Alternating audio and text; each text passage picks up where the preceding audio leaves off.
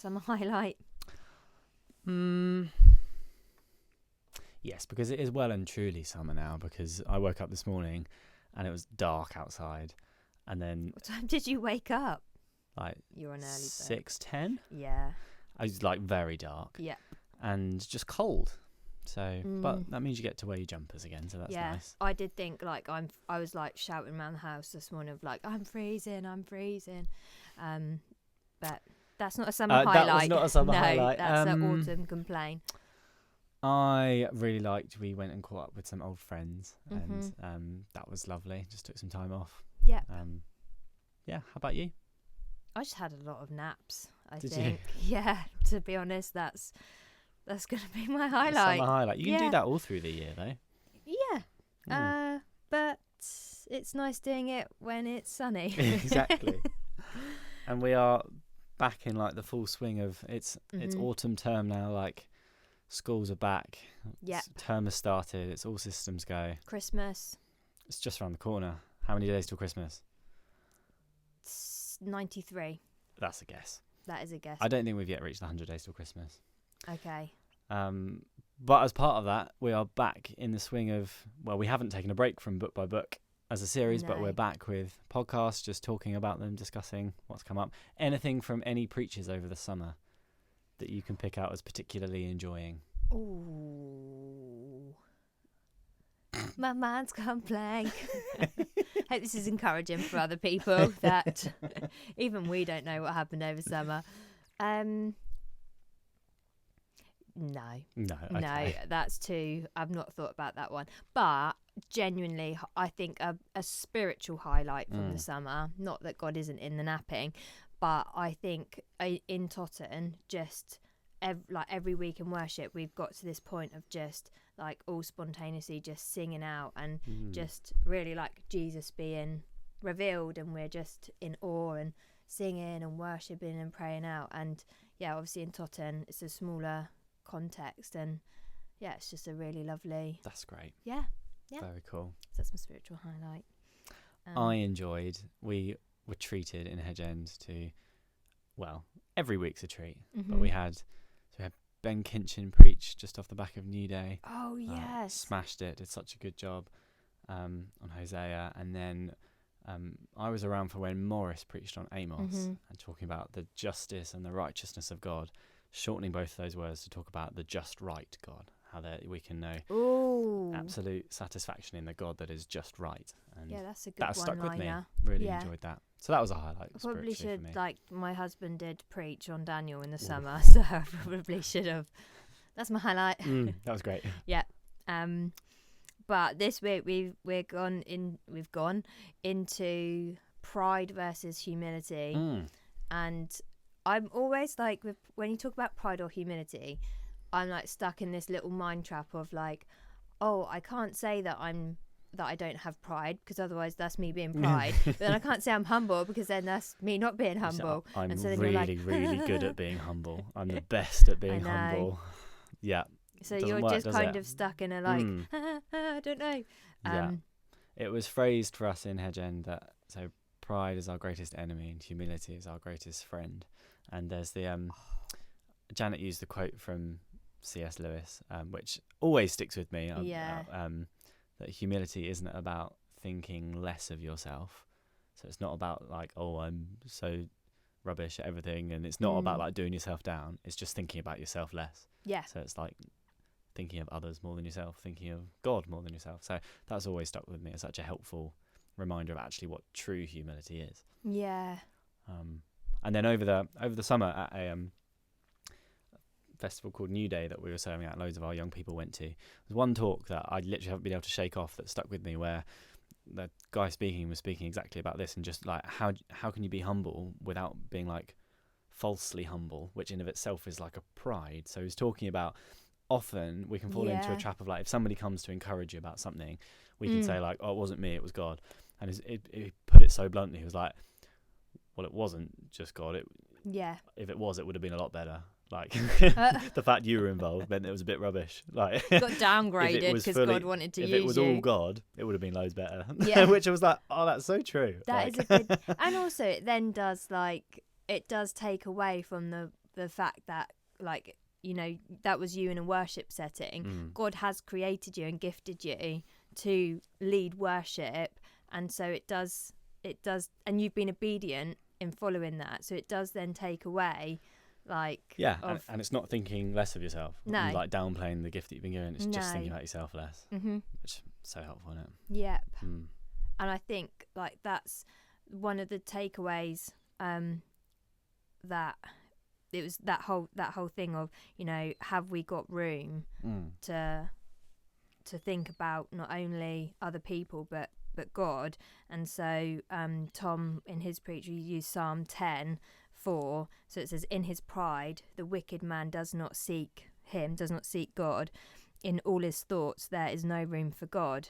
And, you know, we had this sort of thing of, well, pride, it's okay to be proud. Like, I think Janet picked up on it as well. Like, there are going to be moments where you are proud of your husband, of your friend, of your children, of, I don't know, even just something that you have done and achieved, and that is okay.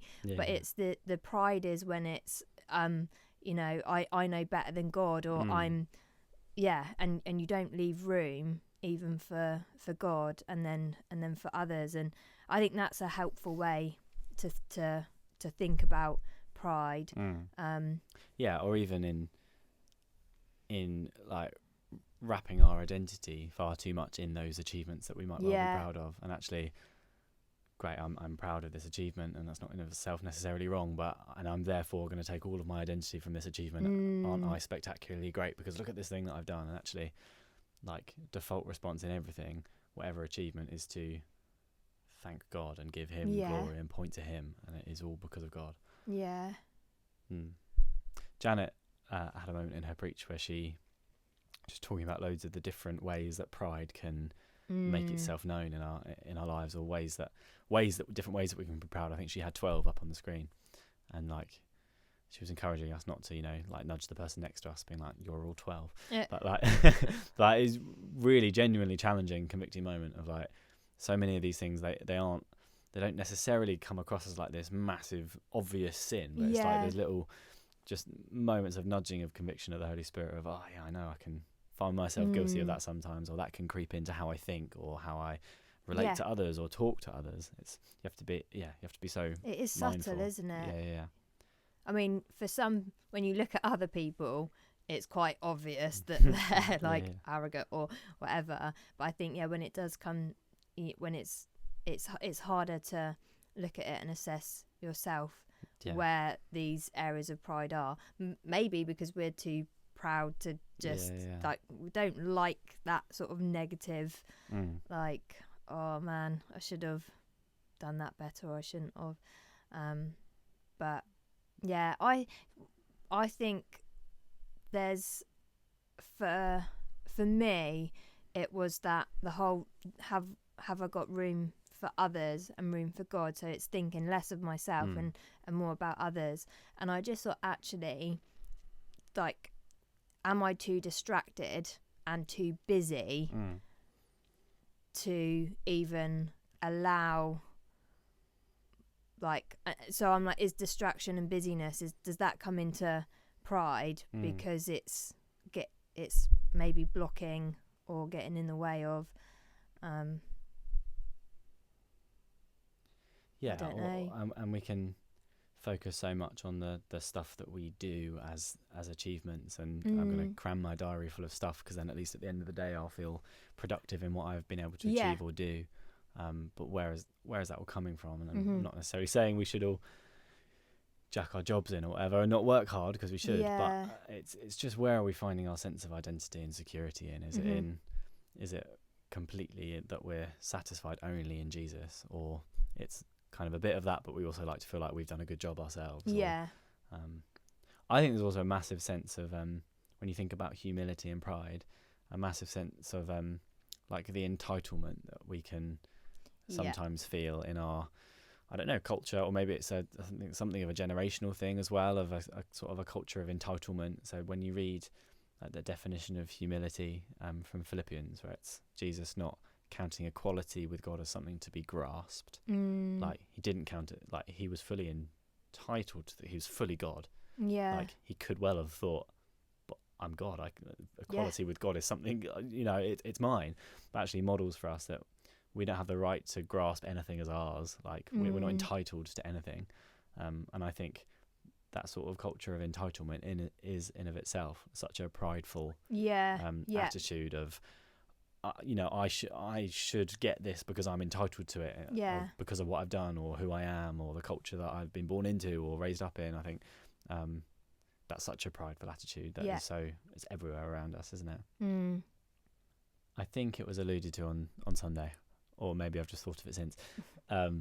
It's really interesting that in the Bible we read a couple of occasions where we read that like God opposes the proud, or I think it's in Luke in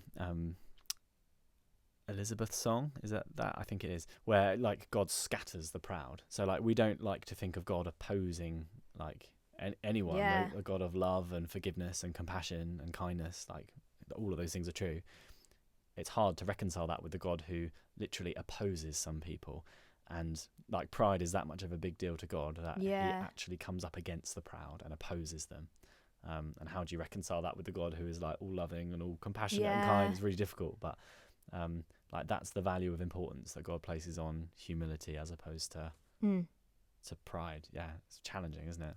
I think Proverbs 8:13 is literally saying, I hate pride and arrogance, evil behaviour and perverse speech. So I hate pride and arrogance. It is like really, really strong emotion that you see from God, isn't it? But on the flip side, he doesn't. It's not like he just hates pride and then isn't willing to do anything else. It is actually like, if you are proud, I'm going to deal with you very harshly. But if you are humble, I'm going to elevate you to high places. And that's such a beauty, isn't it? As followers of Jesus, to know that actually if we surrender, if we really do just follow Jesus with everything that we have, and seek him, and acknowledge him in all of our ways, and do what he's calling us to for others and for God, that actually he will look after us, he will elevate us, he will you know. And I think there's real and genuine freedom that comes with acknowledging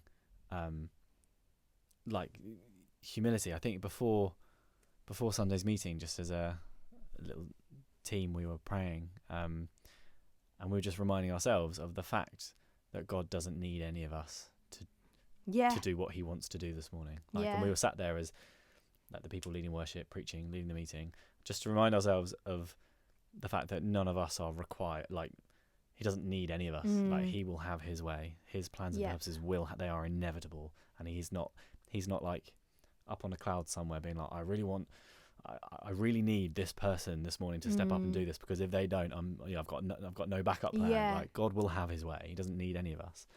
And for us, take the pressure off. You can think that would bring like a discouragement of, oh, I'm not needed, but it actually brings such a freedom of like, oh, fine, there's like no pressure on me this morning to like perform in any way, to live up to expectations that I might put on myself, or I might feel that others put on me. God doesn't need me at all, and yet he chooses me to partner with him in what he's doing. And that's not just true for people who have a role in a church on a Sunday. It's true for any of us in whatever walk of life, that he doesn't need you, but he chooses you. Like, that's really releasing and freeing.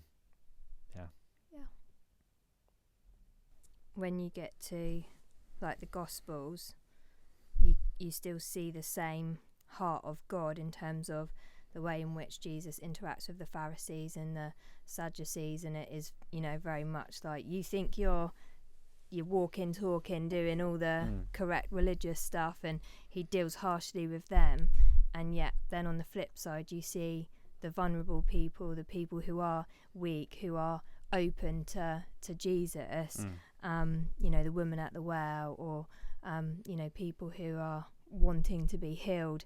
And actually he says, doesn't he, in Matthew 11, take my yoke, learn from me, for I am gentle and humble in heart, and you will find rest for your soul. So there's such an acceptance and embrace and a real welcome of, like, if you are willing to learn from me, if you are willing to trust me, to follow me, I am so gentle with you, and I can give you rest, and you know, it's a real like safety.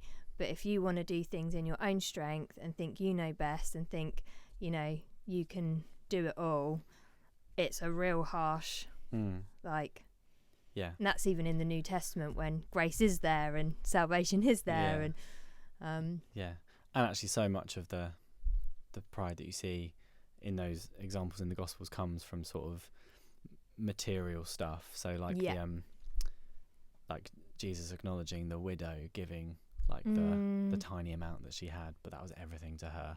Like that, you know, celebrated and honoured, as opposed to the rich very publicly in a prideful way, giving their big amounts and making sure that it was known and seen how much they were giving. That was pride. Like it was, come and look at me and look at how sacrificial I'm being in my giving. Actually, the person that gets honoured is the seemingly lowly person on the margins, but actually Jesus' compassion towards her is massive, isn't it? Yeah, he knows our hearts in everything. And actually I think that is a challenge for, like, even when we can look at others and see two very similar, I don't know, things being, but actually one person may have a really stinky attitude, a bad heart about it, and so you look at the actions and you think, oh yeah, you know, it's the same, but actually God knows what's going on in your hearts. And